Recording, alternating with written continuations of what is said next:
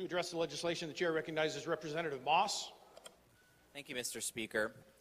Just like you, and probably most of our colleagues here, I hold coffee hours every month in my district. I hold them at the Southfield Public Library, a chance for my constituents to catch up with me on the items that we pass here in Lansing and how it impacts them back home.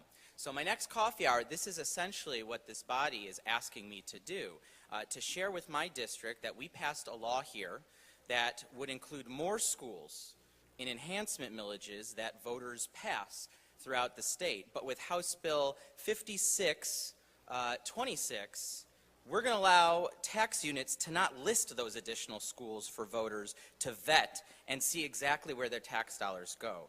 I am stunned that we are actually taking up this piece of legislation, and I know that the residents that I represent at those coffee hours will be stunned as well. When I read that this was coming on the agenda, I honestly felt like I was living in Bizarro world, where up is down and left is right, because I did not expect your party to put forward this legislation.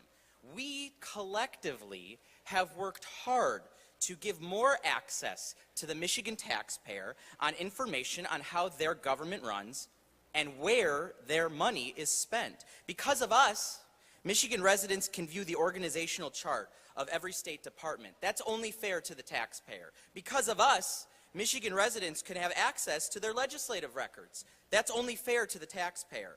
But we're going to shun voters from seeing which schools their tax dollars go to? That's ludicrous.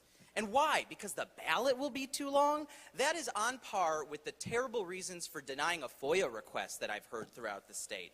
I don't have a long speech plan. I'm not using this for political bluster. I'm not trying to score points here. I just genuinely believe that this bill goes against everything that I was sent here to work on. And I'm genuinely reaching out to my fellow colleagues on the Republican side of the aisle to agree with me on this. This bill at its core is totally anti-taxpayer. How do you justify a yes vote on this?